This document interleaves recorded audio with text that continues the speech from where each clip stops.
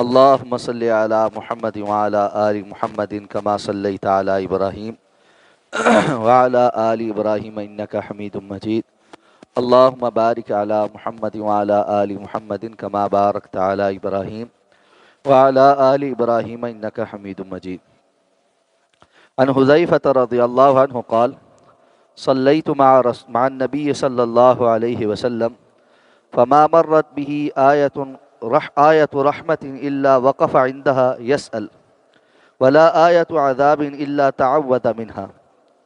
رواہ الخمسہ وحسنہ الترمذی۔ حضرت حذیفہ رضی اللہ تعالیٰ عنہ بیان فرماتے ہیں کہ میں نے جناب نبی کریم صلی اللہ علیہ وسلم کے ساتھ نماز پڑھی۔ آپ اس کے دوران یعنی جب قرات کر رہے تھے، جس بھی آیت رحمت پر گزرتے تو آپ ٹھہر کر اللہ تعالیٰ سے اس رحمت کا سوال کرتے، اور جس بھی آیت عذاب کے پاس سے گزرتے تو اس سے عذاب سے پناہ مانگتے۔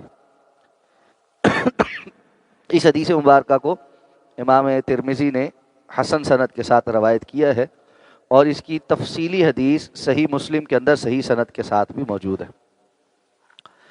نماز میں قرات سے متعلق احکام و مسائل پر احادیث مبارکہ ذکر ہو رہی ہیں۔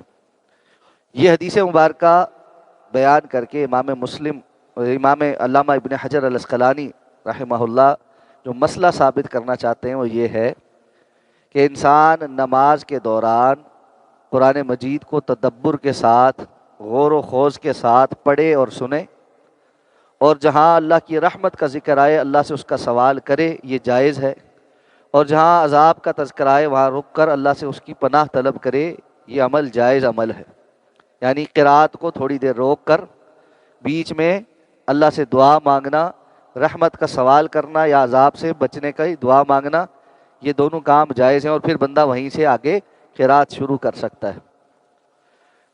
اس حدیث کی تفصیل یہ ہے کہ رسول اللہ صلی اللہ علیہ وسلم رات کو تہجد میں اپنے گھر پہ قیام کر رہے تھے۔ حضرت حذیفہ رضی اللہ تعالیٰ عنہ آ کر آپ صلی اللہ علیہ وسلم کے ساتھ کھڑے ہو گئے، اور اس رات آپ صلی اللہ علیہ وسلم نے طویل قیام کیا۔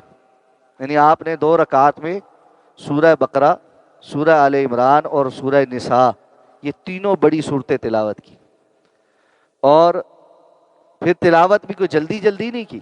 حضرت حذیفہ کہتے ہیں کہ آپ جہاں جہاں آیت رحمت آتی وہاں پر رکتے اور اللہ سے رحمت کا سوال کرتے، جہاں عذاب کا ذکر ہوتا وہاں پر عذاب سے پناہ طلب کرتے۔ تو اس کا مطلب ہے آپ نے بڑی ٹھہر کے غور و خوض کے ساتھ، تدبر کے ساتھ تلاوت کی۔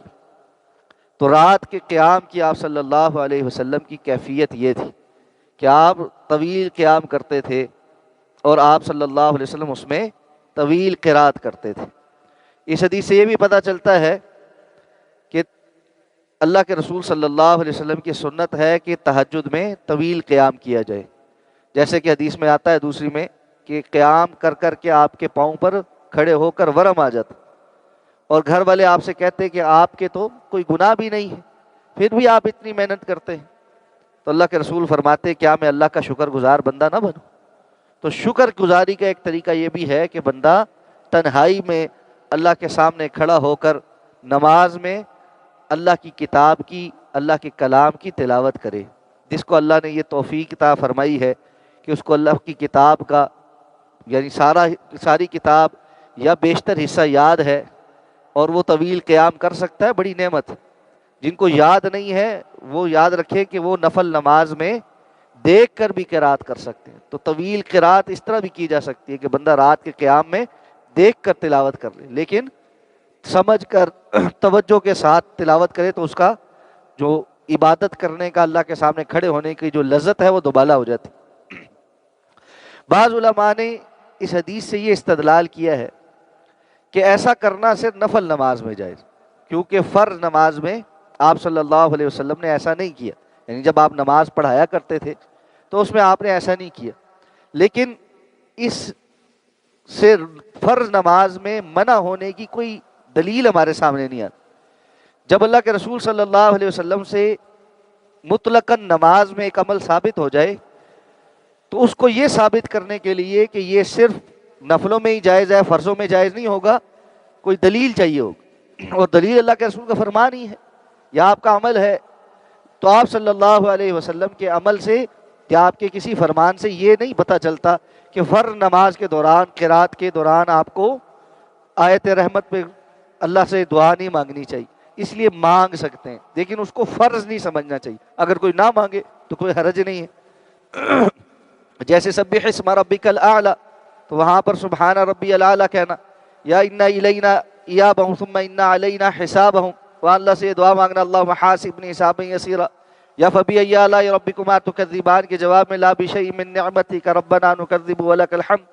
اور اسی طرح دیگر جگہ جہاں اس طرح کے جو ہے نا آیات رحمت ہیں اور یا آیات عذاب ہیں، وہاں اللہ سے دعا مانگنا یہ مطلق عمل ہی ہے۔